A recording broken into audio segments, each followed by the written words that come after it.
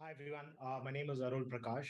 Uh, so me and my co-founders have long experience, all put together, decades of experience across building enterprise systems with WorkX across TCS, Tata Digital, Accenture Strategy Consulting, and so we know how to build large scale enterprise grade systems, and we are now shifting to blockchain based systems where I have been personally engaged for the last 1 year, working on a DeFi platform focused on SME financing for working capital solutions for emerging markets as such. Right now, what is the common thread that connects all three of our founders is somewhere in the past we have worked together in the hospitality industry, and we've known each other for quite some time as well. Now, hospitality industry as such seems very opaque. People don't understand what sort of challenge the industry goes through. But if you see how the entire architecture of distribution of inventory works in the hotel industry, it is very archaic. It runs on broken systems in a model that was designed in the 1960s, even before computers existed. And all the technology, apart from the OTAs who came across, have only stabilized what was already existing rather than going for something groundbreaking and changing or solving the problems that were there, right? And what happens in an archaic system which has multi-tiered, multi-layered is basically that the hotels who owns that inventory of rooms that they are trying to sell, they do not have access to either rather ability to control that prices of the inventory or ability to control who sells that inventory, right? So think of it in such a fashion that assume you have someone like, say, Taj Hotels. Now, Taj Hotels expects 15 to 20% of revenue to come out of ancillaries, right? Which is your bar,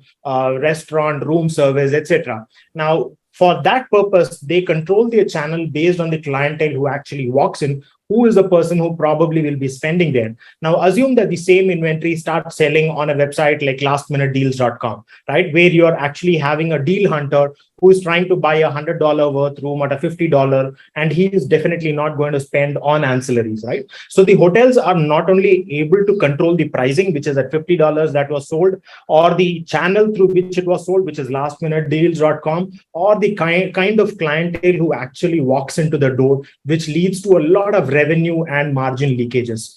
And in industry, the price related issue that typically that I'm talking about is typically called as price parity issue, right? So just Google price parity hotels and you will get like 100,000 details on how many millions of dollars that the hotel industry is deploying to monitor price parity, right? They're not able to control it. And the reason for that is most of the agreements that are there with the channel partners are legal documents which have been signed, right? So most of the controlling monitoring that is being done is post-mortem. So they are not able to control it, but they only monitor it.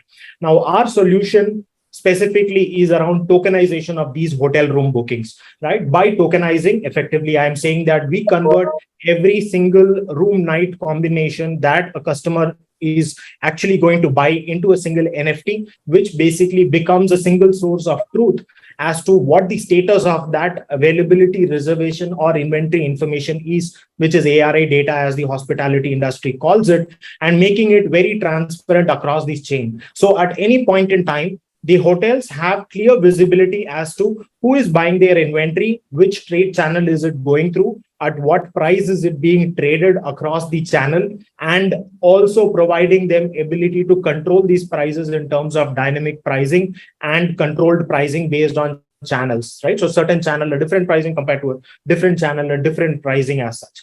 Now, how does this look from an end user perspective? As an end user, every time you make a booking for a hotel room, you get an NFT that represents the digital ownership of that room night for yourself.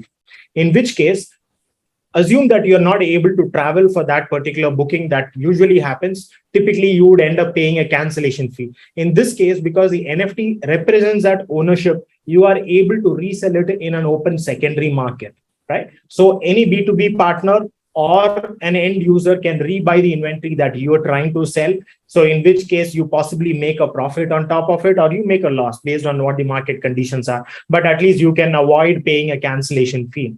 While the hotels in the same point are able to create additional passive income by taking trading royalties out of each of these room bookings that are being transferred across the secondary market. So we expect anywhere between 1 to 3% of additional revenue that the hotels can earn on a per room basis, which typically in the industry is called as RevPAR, right? Revenue per available room.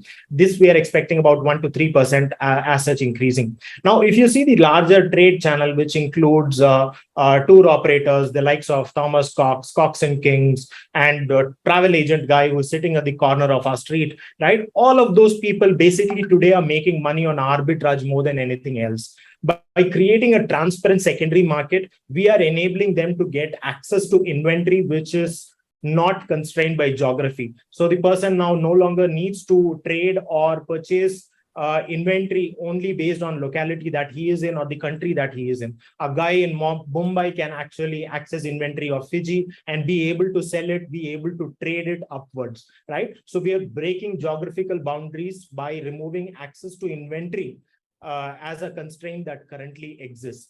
Now, the whole architecture that we are building, considering most of us here are from India,